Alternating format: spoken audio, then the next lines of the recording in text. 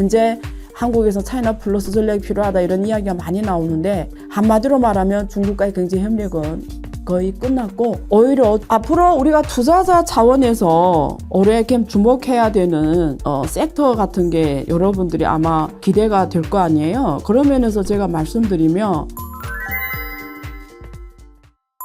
안녕하세요. 안유화의 앵글로 본 세상 안유화쇼입니다. 오늘은 지금 현재 진행되고 있는 중국 양회 상황에 대해서 분석해 드리겠는데요. 매년 양회에서 중국 성장률 목표치를 제시하는데요.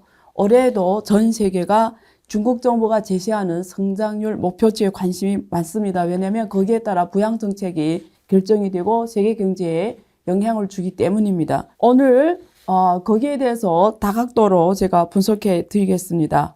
1부에서 뵙겠습니다.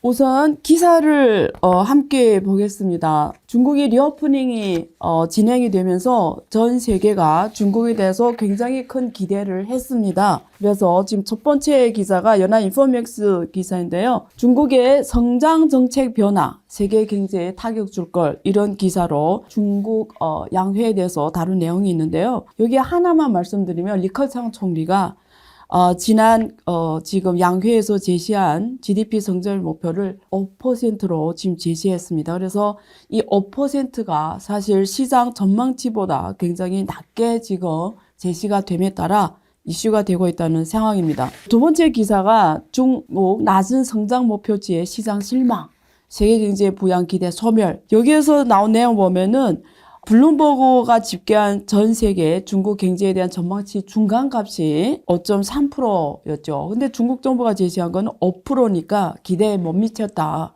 근데 중국 경제는 세계 경제에서 30% 정도 차지합니다. 다시 말해서 세계 경제가 3% 성장한다. 이러면 중국이 1%를 한다는 뜻입니다. 그처럼 세계 경제가 안정적으로 성장하기 위해서는 중국 경제의 성장이 굉장히 중요합니다. 그래서 기대치에 못 미치는 이 발표가 어떤 뜻인지, 왜 중국 정부가 전 세계 글로벌 IB들도 굉장히 긍정적으로 보는데 기대치보다 낮은 목표치를 제시했는지 좀 이따 제가 분석해 드릴 거고요. 또 세 번째 기사는 양회 블루 사라진 베이징. 그러니까 그동안 이런 국가 큰 행사가 이루어질 때마다 사실 공장 가동을 좀 자제시켰습니다. 그래서 하늘이 파란 하늘을 보여주는 거거든요. 왜냐면 해외 기사들이 많이 옵니다. 이런 양회 같은 회의에. 근데 이번에는 베이징이 과거처럼 엄청나게 스모그에 휩싸였고, 그게 또 한국도 굉장히 영향을 지금 받고 있는데요.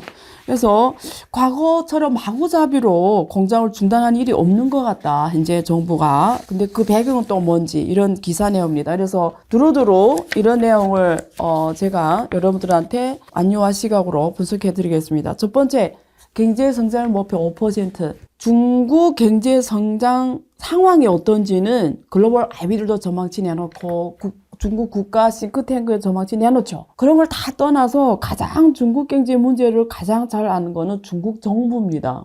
그리고 글로벌 IB들이 굉장히 긍정적으로 보는 상황에서 사실 5.5%로 제시해도 사실은 부담스럽지 않거든요. 근데 5%로 제시했어요. 그래서 제가 중국의 31개 지방 성시 가 발표한 전망치가 있습니다. 중국 양회가 지금 3월 초에는 중앙정부에서 북경에 모여서 전국에 있는 인민 대표들이 북경에 모여서 올해 중국 경제를 어떻게 가겠다는 걸 논의하잖아요. 그러기 위해서 1월과 2월에 지방양회가 열립니다. 각 지방정부가 양회를 엽니다. 이 양회에서 우선 뭘 집계하냐면 각 지방정부에서 제시하는 올해 경제 목표치를 먼저 봤죠. 그래서 지난 1월과 2월에 각 지방정부에서 양회가 다 끝났잖아요. 그래서 제시한 목표치를 보면 31개 성시 가운데서 5% 이상보다 전망치를 제시한 성시는 4개밖에 없습니다. 대부분 다 5%대, 심지어 어떤 데서는 5% 아래로 제시했습니다. 그러니까 여기에 기반해서 중국 전체 국가 성장 목표치를 잡거든요. 그런 면에서 5%라는 수치를 제시를 했고요. 이게 첫 번째 포인트고요. 두 번째는 그냥 지방정부에서 자기네 지방 경제를 어떻게 돌아갈지, 어디서 성장이 올지, 어떻게 하면 경제를 끌어갈지, 무엇을 했을 때 경제 성장이 고속으로 갈지, 뭐 이런 걸 잘 알 거 아니에요.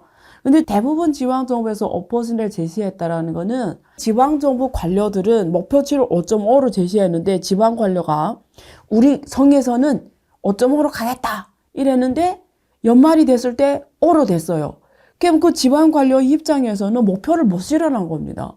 그러면 중국은 그 경제성장률이 그 지방관료를 평가하는 아주 중요한 바로미터잖아요. 근데 네가 5.5로 하겠다 놓고는 5%밖에 못해서 하면 그 지방관료 입장에서는 데미지가 오는 거죠. 그러니까 지방관료 입장에서는 가장 안전한 성장률 목표치를 제시할 수밖에 없었어요. 그러니까 5%는 몇 개 성장, 견인 역할을 할 수 있는 이런 인프라 투자라든가 그리고 뭐 소비 부양책이라든가 이런 걸 통하면 5%는 할 수 있겠다. 이런 생각에서 대부분 지방 성시 관료들이 자기 커리어를 관리하는 차원에서 실현할 수 있는 목표치를 제시를 했을 것 같단 말이죠. 그래서 5%로 진행하지 않았을까? 저는 이렇게 봅니다. 그다음에 세 번째, 그냥 전문가로서 제가 보는 중국 경제는 도대체 올해 어떻게 갈까?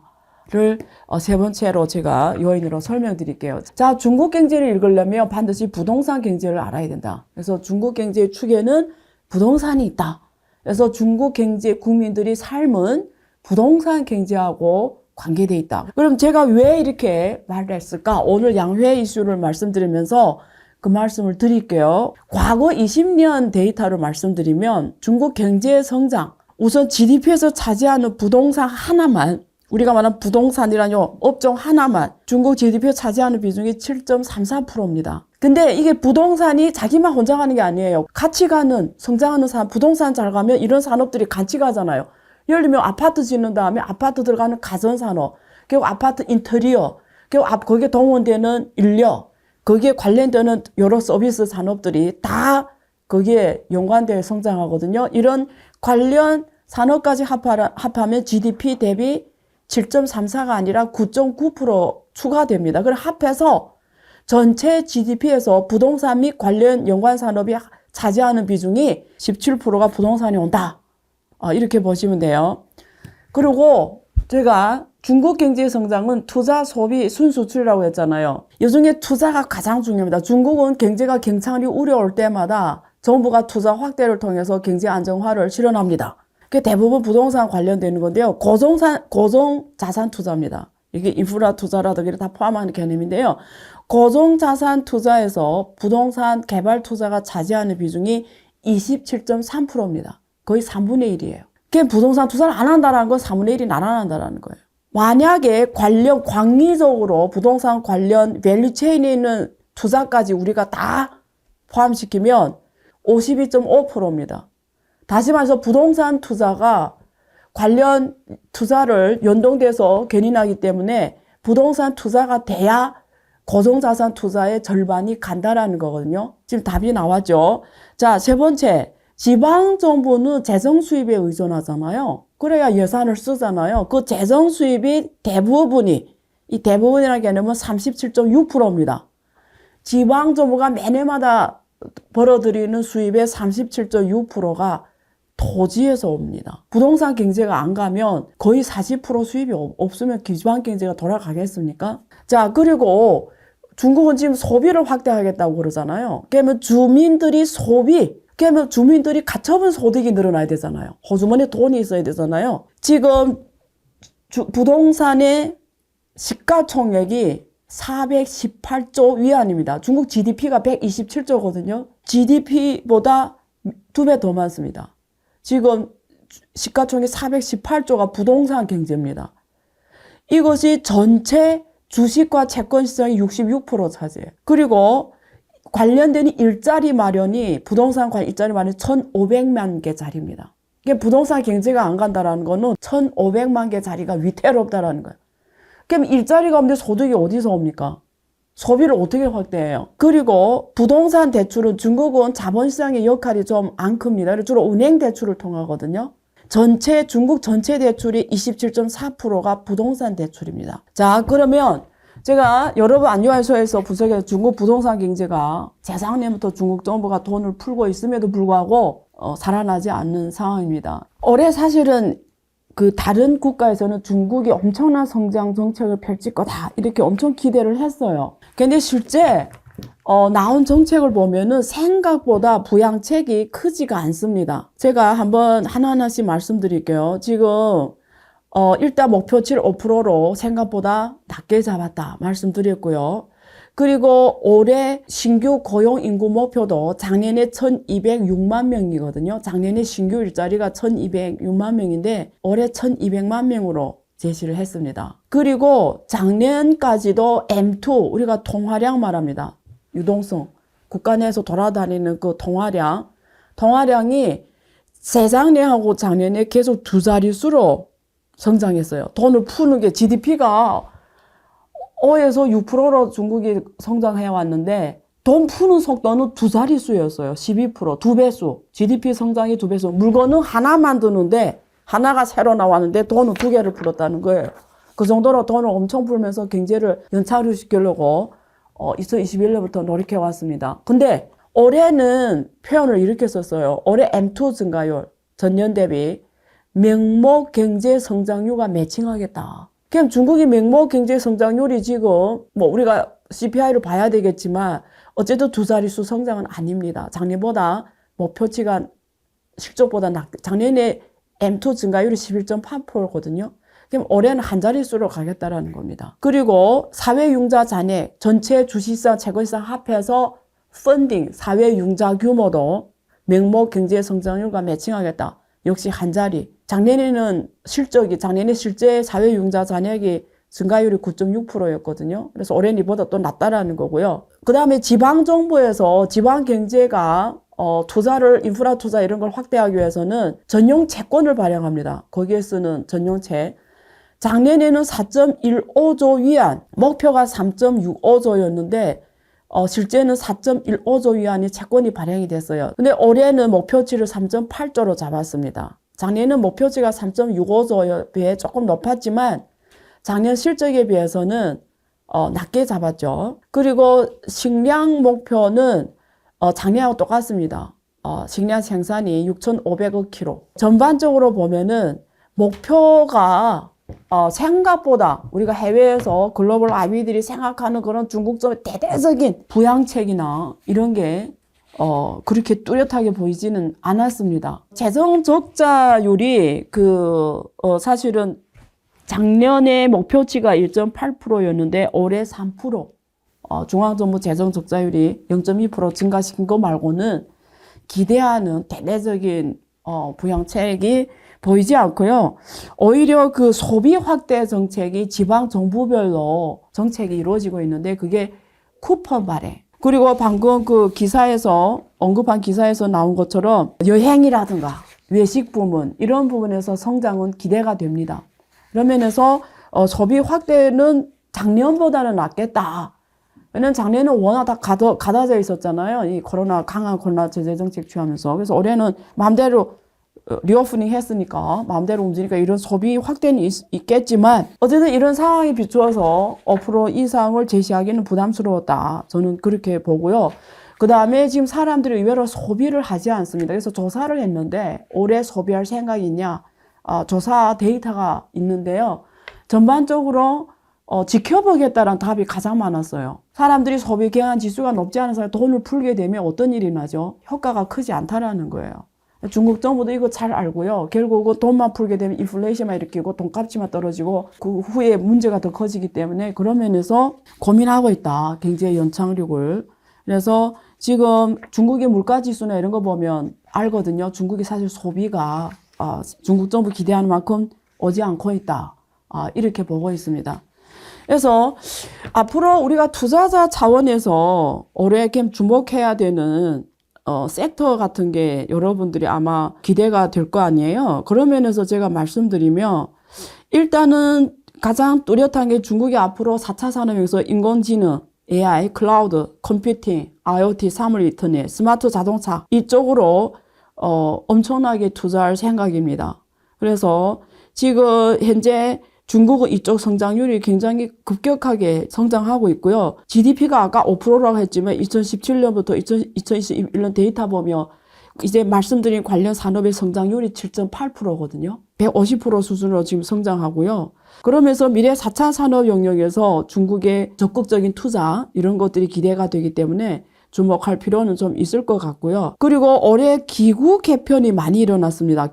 국가 기관 개편이 엄청 크게 일어났는데 일단 가장 뚜렷한 게 중국 증권감독관리위원회, 한국은 금융위원회입니다. 그 안에 증권, 은행, 보험을 다 같이 감독 관리하거든요. 그리고 밑에 금융감독국이 있고 중국은 원래 나눠져 있어요. 은행, 보험, 증권. 근데 은행, 보험은 중국 금융감독관리국이라는 새로운 국이 생겨서 거기다 넣어서 관리 감독하고 중국 증권감독관리위원회는 증권시장 전반을 하는 것으로 해서 권리 강화가 있습니다. 채권시장 전반을 다 증권감독위원회에서 하고 그게 국무원 직속기구로 승격이 됐어요. 그래서 앞으로 자본시장을 엄청 키우겠다. 그리고 주식 등록제를 시작합니다. 원래는 상장하려면 정부에서 심사 승인을 했어요.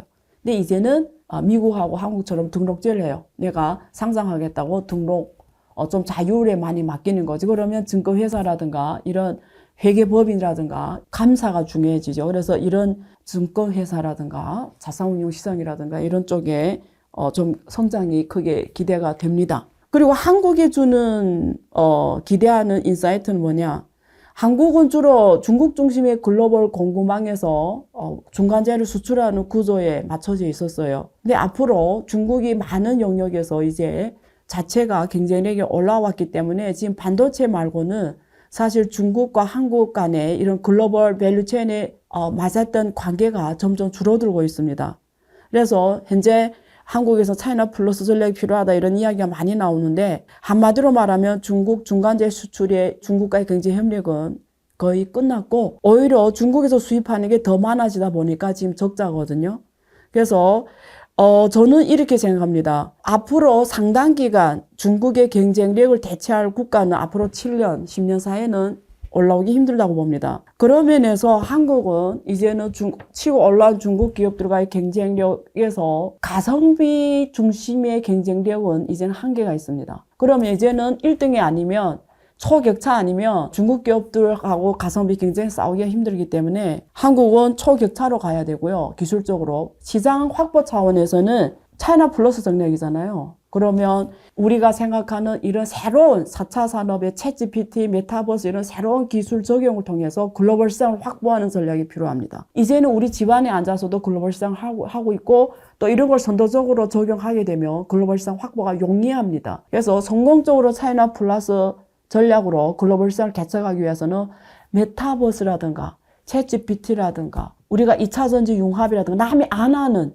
이런 미래 산업에서 우리가 하고자 비즈니스를 플러스해야 차이나 플러스 전략을 펼치면서 다른 시장 개척에 유리합니다.